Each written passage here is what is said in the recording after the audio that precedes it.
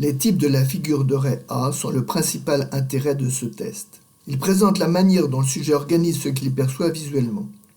La figure est une situation relativement simple, standardisée, sans implication émotionnelle. En moins d'un quart d'heure, on a ainsi une mesure du développement psychologique. Cependant, la figure est géométrique, elle fait donc appel aux acquis scolaires, et le résultat varie avec le niveau d'étude où le sujet est parvenu. Il y a donc des différences culturelles que nous aborderons plus loin. Les types se réfèrent à la méthode de construction du dessin. Leur variété démontre le génie d'André Ray. Il est très étonnant qu'un dessin géométrique, un rectangle avec différents accessoires, puisse être réalisé d'un si grand nombre de manières différentes. On a pu définir 7 types, mais l'exception du type 1 relativement univoque, les autres types ne sont que des regroupements d'une variété quasi infinie de méthodes. Comment définir le type ?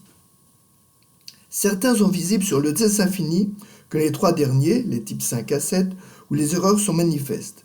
Mais un dessin parfait peut correspondre quasiment à n'importe lequel des 4 premiers types. Si André Ray avait bien reconnu la diversité des méthodes, il n'avait pas vraiment les moyens de définir précisément ces types, car il faut être très précis dans l'observation du sujet. Avec Eliane, on peut suivre le processus de dessin trait par trait. Nous avons dû redéfinir ces types sur la base du travail d'André Ray. Nous avons pu, en outre, créer des sous-types importants au niveau développemental. Voici un dessin pas trop mal réalisé. Pour voir la dynamique, j'ai cliqué sur la touche P pour playback. Le sujet a commencé par l'enveloppe en bas, mais il progresse maintenant élément par élément. Comme c'est un peu rapide à l'écran, nous allons recommencer pas à pas. Cliquez sur la touche Home ou Début, flèche montante en haut et à gauche, puis avancez trait à trait avec la touche flèche droite. On voit bien cette progression élément par élément. C'est donc bien un type 4. Ce sont les premiers traits qui indiquent le type. C'est pourquoi seule l'observation précise du déroulement du dessin lors de l'entretien ou sur écran permet de le définir. On comprend alors les défauts de la cotation de Roest-Rietz que nous avons dû très légèrement modifier. Examinons maintenant un autre dessin, également pour la copie.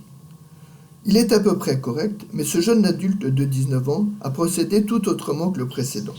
Voici le playback qui commence par la croix, le côté gauche du rectangle, puis le bord supérieur, mais il fait alors le triangle supérieur, c'est un type 3. Reprenons les premiers traits, il a bien repéré le grand rectangle et ça aurait pu être un type 2. Voyons maintenant un troisième dessin. Le problème est qu'ici, tout se passe très vite. On entre déjà dans le détail d'exécution, mais on peut ne plus se souvenir du point de départ. Laissons le dessin se finir et revenons au premier trait. Ici, après la croix, ce jeune adulte, également de 19 ans, a fait un type 2.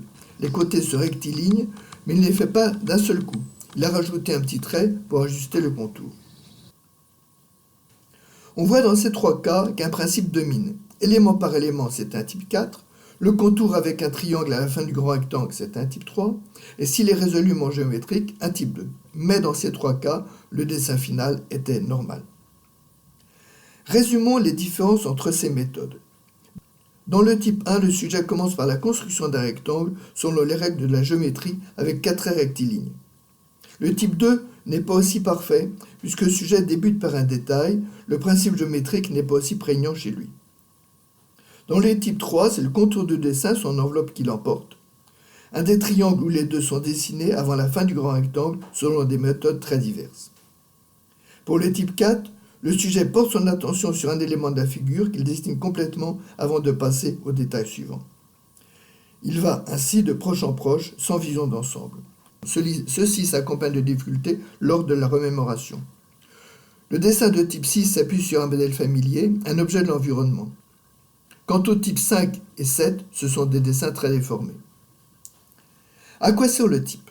Chez un sujet d'un certain niveau à un certain âge, on imagine tel type. Si ce n'est pas le cas, on se pose des questions. A l'inverse, si cela correspond à l'attente, on peut être rassuré quant à une suspicion de maladie.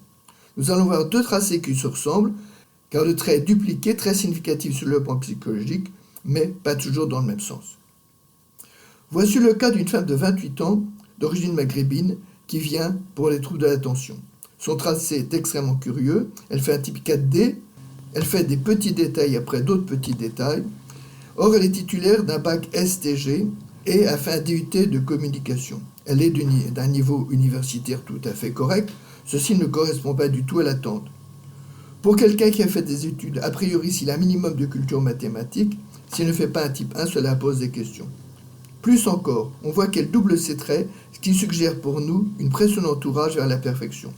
Enfin, comme on le voit maintenant, elle ajoute des traits superflus à un dessin déjà constitué.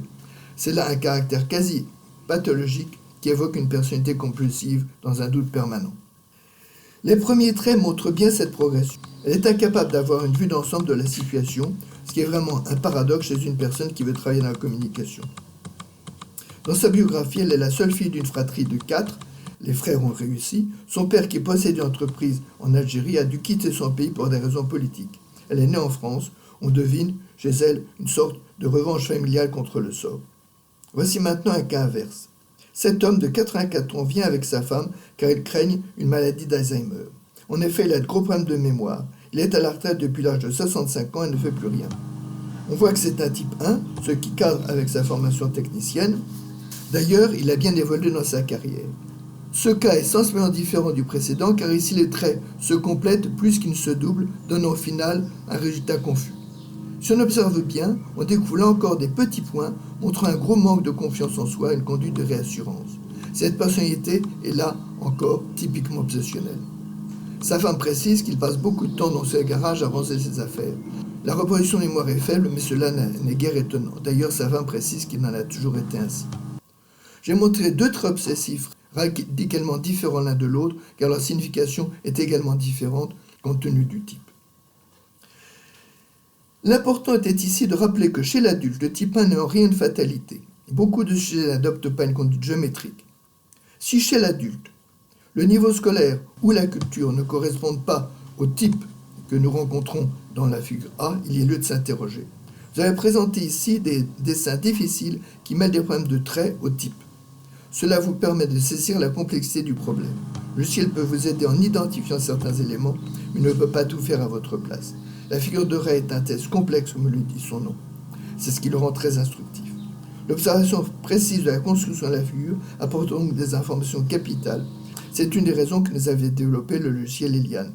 Dès la fin des années 80, dans les prémices de ce travail, nous avions remarqué la valeur diagnostique de ces types.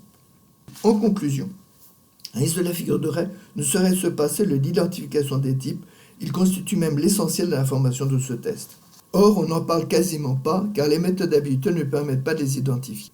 La méthode où l'on change de stylo de couleur montre bien la construction du dessin, mais comme elle globalise l'information, il est difficile de séparer les méthodes de dessin qui sont différenciées au niveau des tout premiers traits.